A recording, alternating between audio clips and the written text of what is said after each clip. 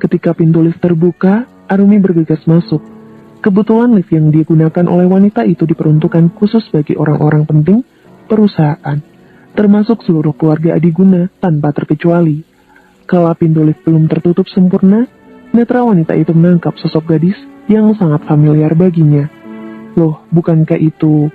Belum sempat Arumi menyelesaikan kalimat, pintu lift sudah tertutup. Ah, mana mungkin dia ke kantor. Hubungan Mas Mahes dengan dia kan tidak terlalu akrab. Mungkin hanya mirip saja, gumam wanita itu. Perlahan lift itu membawa tubuh Arumi naik ke lantai 19. Sepanjang perjalanan menuju ruangan Mahesa, banyak karyawan menyapa wanita itu. Hampir semua pekerja PT Adiguna Properti memberikan senyuman terbaik yang dimiliki oleh mereka guna menyapa wanita anggun bak bidadari itu. Berdiri di depan pintu berwarna coklat, wanita itu termangu menatap Mama Mahesa terpajang di papan yang ada di depan pintu. Jangan perlihatkan wajah masam di hadapan suamimu. Ayo, tersenyumlah, gumam Arumi, menyemangati diri sendiri. Meskipun kecewa akan sikap Mahesa, tetapi wanita cantik kelahiran 27 tahun silam enggan berwajah masam ketika bertemu suami tercinta. Sebab itu bukan merupakan perbuatan terpuji yang patut dipertunjukkan pada seorang suami. Setelah menetralkan kembali pikirannya, tangan Arumi terulur ke depan, meraih gagang pintu, kemudian dia berdiri di ambang pintu. Sangat rapi, itulah kesan pertama yang mampu melukiskan bagaimana penampilan Mahesa saat itu. Tatanan rambut rapi dengan model comb over hairstyle. Ciri khas rambut ini terletak pada bagian rambut atas lebih tebal, sehingga bisa disisir ke bagian samping, terlihat lebih maskulin dibandingkan dengan penampilannya dulu. Ditambah bulu halus pada bagian pipi, dagu dan di bawah hidung semakin memberikan kesan macho. Mahesa yang sedang duduk sambil membaca majalah bisnis terperanjat seketika, mendapati Arumi berdiri di ambang pintu. Bola mata pria itu melebar sempurna, tak percaya bila istri tercinta datang ke kantor, karena biasanya wanita yang dipersuntingnya beberapa tahun lalu itu sangat malas apabila diajak berkunjung ke sana. Sayang, tumben ke kantor. Ada urusan apa datang ke sini? Tanya Mahesa setelah bangkit dari keterkejutan. Memangnya aku harus memiliki urusan dulu, baru boleh bertemu suamiku. Alih-alih menjawab pertanyaan, Arumi malah memberikan pertanyaan pada pria itu. Asem, kenapa sekarang Arumi berani menantangku? Mahesa beranjak dari singgasana kebanggaan yang super empuk, kemudian menghampiri wanitanya. Bukan begitu maksudku, hanya saja aku penasaran. Mengapa kamu tumben datang ke kantor? Bukankah kamu paling malas bila aku ajak berkunjung ke sini? Mahesa menyentuh pundak Arumi, lalu membimbing wanita itu duduk di sofa panjang, berwarna merah marun. Aku terpaksa datang ke sini, karena semalam kamu tidak membalas pesanku. Aku mengkhawatirkanmu, Mas, lirih Arumi. Dengan gerakan lembut, Mahesa membawa kepala Arumi, lalu menenggelamkannya di dada bidang pria itu, kemudian mengecupnya. Iya, aku bersalah padamu, karena tidak memberitahu terlebih dulu jika semalam akan lembur. Kamu kan tahu, aku tidak bisa tidur nyenyak jika tidak dipeluk olehmu. Tak terasa air mata Arumi meleleh. Wanita itu menangis dalam pelukan Mahesa. Pria itu mengurai pelukan, ditatapnya manik indah Arumi dengan lekat, hingga tatapan mereka saling beradu. Semalam, aku tidak sempat membalas pesanmu, karena malam sudah terlalu larut. Mahesa mengusut cairan bening itu dengan jari telunjuk. Aku takut tidurmu terganggu. Di kemudian hari aku berjanji tidak akan mengulanginya lagi. Janji, timpal Mahesa. Pria itu mengangkat jari kelingking ke udara, kemudian disambut oleh Arumi. Lalu sepasang suami istri itu tersenyum seolah mengungkapkan rasa cinta lewat isyarat. Di saat Arumi tersenyum, pandangan mata wanita itu tak sengaja mengarah pada meja kerja milik suaminya. Mas, itu kotak makan milik siapa? Seingatku kita tidak pernah membelinya, ucap Arumi. Itu miliknya saja. Mahesa tergagap kala mendapatkan pertanyaan dari Arumi. Sementara wanita itu terus meminta penjelasan. Oh, itu kotak makan milik Aldo. Iya, kemarin pagi istrinya Aldo datang ke sini menitipkan kotak makan pada bagian resepsionis. Ketika dia mengambil bekal makanan yang dibuatkan oleh istrinya, aku meminta dia ke ruangan. Karena terburu-buru, pria itu lupa membawa kotak makan ini. Namun sepertinya Arumi tidak langsung mempercayai semua perkataan Mahesa. Menyadari sikap sang istri, pria itu menyentuh tangan Arumi, lalu mengecupnya dengan penuh cinta. Sayang, apa kamu tidak percaya padaku? Kalau mau kamu boleh tanyakan pada Aldo. Mahesa bersiap untuk bangkit dari sofa. Pria itu berniat menghubungi asisten pribadinya lewat sambungan telepon. Mau kemana? Sergah Arumi sambil mencekal lengan Mahesa. Aku ingin meminta Aldo datang ke sini, agar dia menjelaskan kejadian yang sebenarnya. Dari reaksimu, aku bisa menyimpulkan bahwa kamu tidak mempercayaiku. Mahesa memalingkan wajah ke arah lain. Bukannya aku tidak percaya, hanya saja aku... Biarkan aku menghubungi Aldo agar kamu tahu bahwa kotak makan itu memang milik dia. Mahesa menepis tangan Arumi. Tidak, aku percaya padamu, Mas. Tolong maafkan aku, ucap Arumi penuh penyesalan. Mahesa masih berdiri di samping Arumi. Baru sehari aku tidak pulang karena harus lembur. Kamu sudah menuduhku macam-macam. Aku bekerja, membanting tulang demi keluarga kita, Rumi. Bukan untuk kesenanganku semata. Namun, ternyata kamu malah berburuk sangka padaku. Istri macam apa itu? Ucap Mahesa dengan sedikit berteriak. Tubuh mungil Arumi terdorong ke belakang akibat Mahesa menepiskan tangan wanita itu dengan keras. Mendapat perlakuan kasar dari suami tercinta membuat air mata Arumi meleleh. Aku memang salah sudah curiga padamu. Namun kamu tidak seharusnya membentakku. Kamu tahu kan aku paling benci dibentak oleh orang lain, ucap Arumi lirih sambil menahan air mata. Tatapan kekecewaan Arumi membuat Mahesa terjun dalam sebuah lembah penyesalan. Secara tidak langsung dia telah menyakiti wanita yang amat dicintainya itu. Mahesa membalikkan tubuh, kini pria itu bisa dengan jelas melihat cairan bening meluncur di antara pipi Arumi. Maaf, hanya kalimat itu yang mampu keluar dari mulut Mahesa.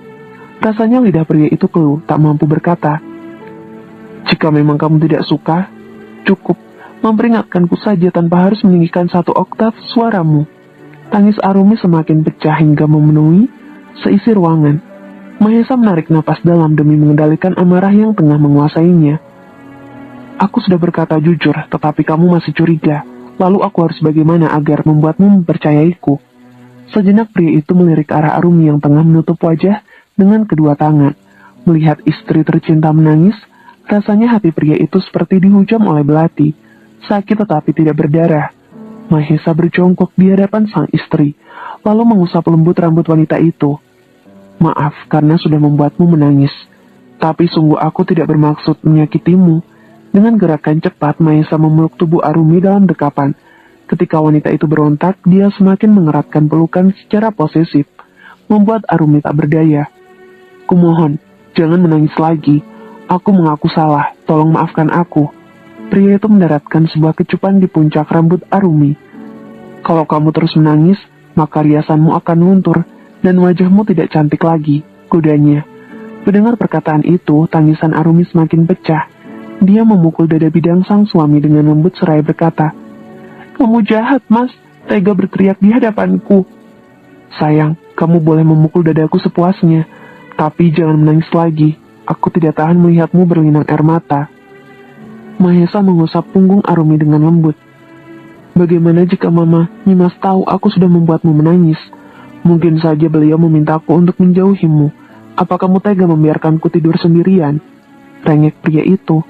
Arumi menjauhkan diri dari tubuh Mahesa, kemudian dia menerbitkan senyum meski dengan mata masih berkaca.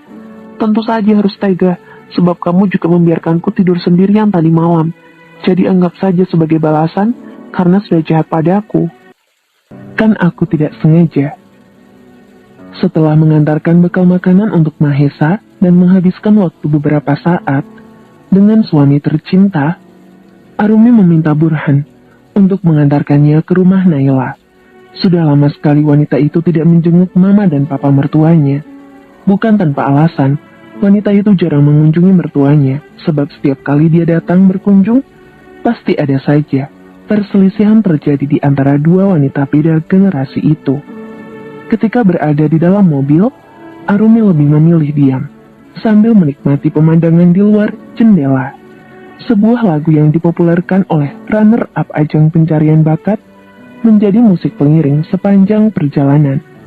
Pak, Di sekitar sini apakah ada swalayan? Tanya Arumi sambil melirik ke kanan dan ke kiri jalanan yang mereka lalui, sebab ini merupakan pertama kalinya wanita itu melewati jalanan tikus untuk menghindari macet. Ada, Bu, di depan sana ada swalayan. Apakah ibu ingin mampir sebentar?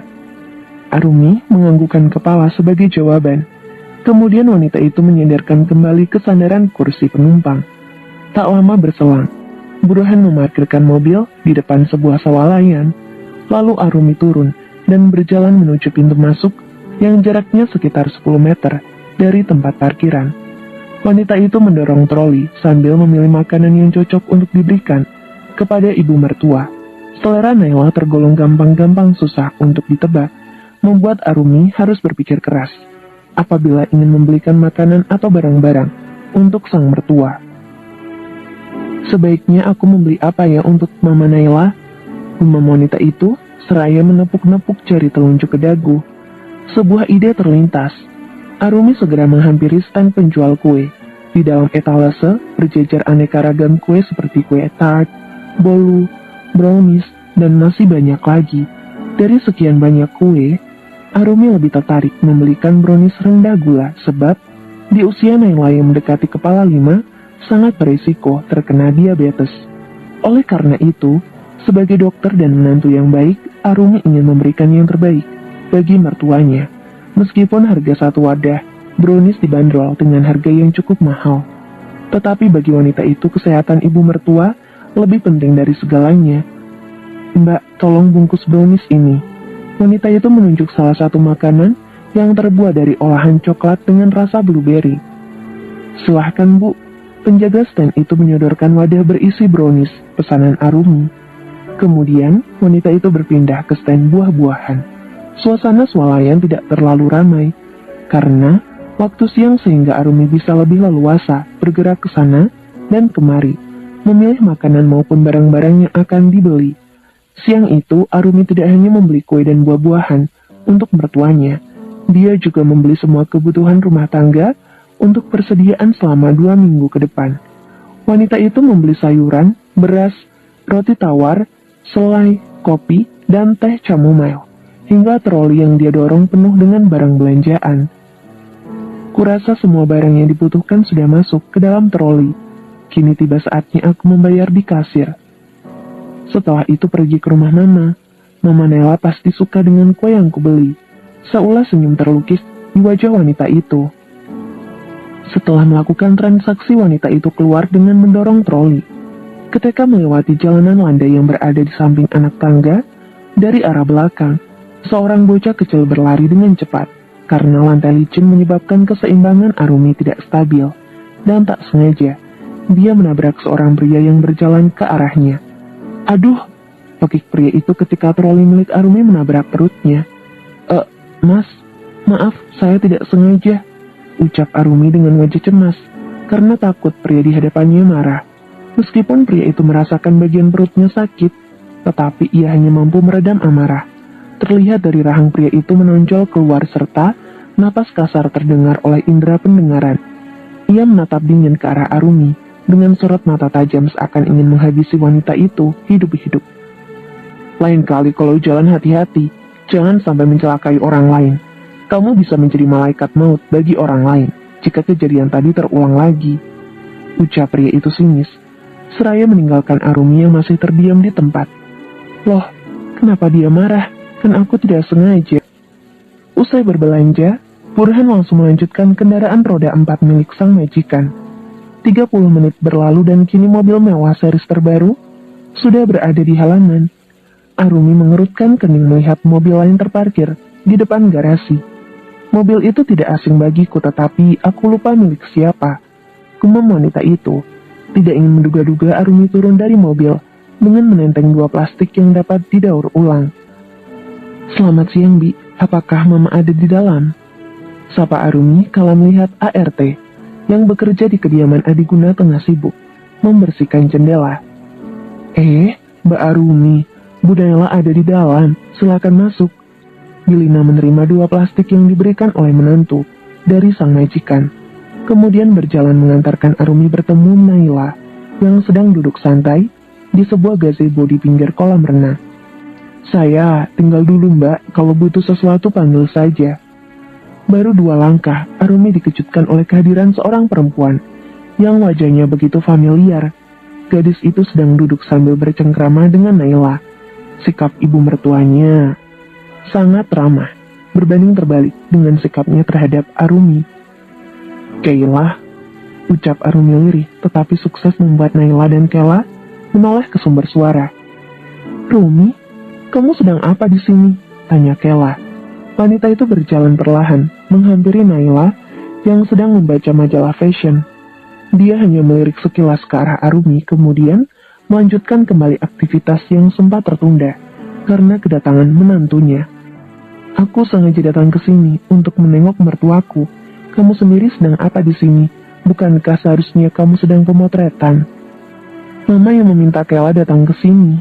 Naila membuka lembaran halaman majalah selanjutnya. "Aku bosan setiap hari sendirian di rumah. Memiliki menantu, tapi rasanya seperti tidak memiliki menantu. Dia selalu sibuk bekerja, hingga melupakan tugasnya sebagai istri dan menantu." Arumi terpaku dan membeku di samping ibu mertuanya. "Maksud Mama apa? Aku tidak pernah melupakan tugasku sebagai seorang istri dan menantu kok. Aku selalu melayani suami, meskipun sedang sibuk dengan pekerjaan. Sedangkan tugas sebagai menantu, bukannya aku tidak mau menjenguk Mama, tapi..." Naila menutup majalah fashion, lalu membantingnya ke atas meja. "Tapi apa?" Wanita itu bangkit dari kursi lalu berkata, "Kamu bekerja di rumah sakit ternama, karir cemerlang, gaji tinggi dan dihormati oleh semua bawahan. Namun mengapa isi kepalamu nol?" Dia menyentuh pelipis dengan ibu jari. "Memangnya kamu pikir tugas dan kewajiban istri hanya melayani suami?" Wanita parubaya itu melipat tangan ke dada sambil menatap sinis ke arah Arumi. "Melahirkan seorang anak adalah kewajiban seorang istri. Kamu lupa itu? Kamu dan Mahesa sudah menikah hampir 5 tahun, tetapi belum ada tanda-tanda hamil. Teman-teman arisan Mama selalu memamerkan cucu mereka, memasang foto di sosial media bersama cucu tercinta. Sementara aku hanya bisa menggigit jari, karena tidak ada yang bisa aku pamerkan. Itulah kenapa dulu Mama menentang Mahesa menikahimu, karena aku yakin kamu tidak bisa memberikan keturunan pada keluarga Adiguna." Ucap Naila tanpa memandang wajah Arumi yang sudah berkaca-kaca. Arumi semakin diam dengan menundukkan wajah. Jemarinya saling bertaut satu sama lain. Ucapan Naila bagaikan sebuah anak panah yang ditancapkan tepat ke jantung hati. "Seharusnya dulu Mama memaksa Mahesa putus denganmu. Andai saja putraku itu patuh, mungkin saat ini keluarga Adiguna sudah memiliki penerus." Naila menghempaskan bokongnya ke kursi dengan kasar. "Kamu sebagai istri dan menantu sungguh tidak berguna, Arumi." Wanita itu menyeka air mata yang sudah mengalir di wajah. Kayla yang sedari tadi terdiam segera menghampiri Naila. Gadis itu mengusap punggung ibu mertua dari sahabatnya itu. "Tante, tenanglah, kendalikan emosimu." "Bagaimana Tante bisa tenang apabila sumber masalah masih bersemayam di keluarga ini?" Arumi yang masih berdiri hanya bisa diam sambil menahan cairan bening agar tidak meleleh. Dia pikir sikap Naila sudah berubah setelah 1 bulan tidak bertemu, tetapi ternyata dugaannya salah. Naila masih bersikap sinis dan selalu berkata seenaknya, tanpa memikirkan perasaan sang menantu. Wanita itu sadar, dia memang belum bisa memberikan kebahagiaan untuk keluarga Adiguna. Namun harus bagaimana lagi, semua usaha sudah dilakukan Arumi dan Mahesa. Tetapi jika Tuhan belum berkehendak memberikan malaikat kecil di rahimnya, dia bisa apa? "Mah, aku..." "Lebih baik kamu pulang. Mama tidak ingin melihatmu di sini. Jangan pernah injakan kaki sebelum kamu memberikan pewaris untuk keluarga Adiguna." "Mah, pergi," bentak Naila. Bibirnya terkatup rapat. Air mata yang sedari ditahan kini mulai mengalir. Hati Arumi terasa sakit. Dengan teganya Naila berkata bahwa dia sebagai menantu tidak berguna, bahkan wanita itu mengusir Arumi di hadapan Kayla. Dengan perasaan hancur berkeping-keping, Arumi berlari meninggalkan rumah itu tanpa memedulikan seruan Bilina yang tengah memanggilnya. "Pak, kita pulang ke rumah," titah Arumi dengan suara parau. Bersambung.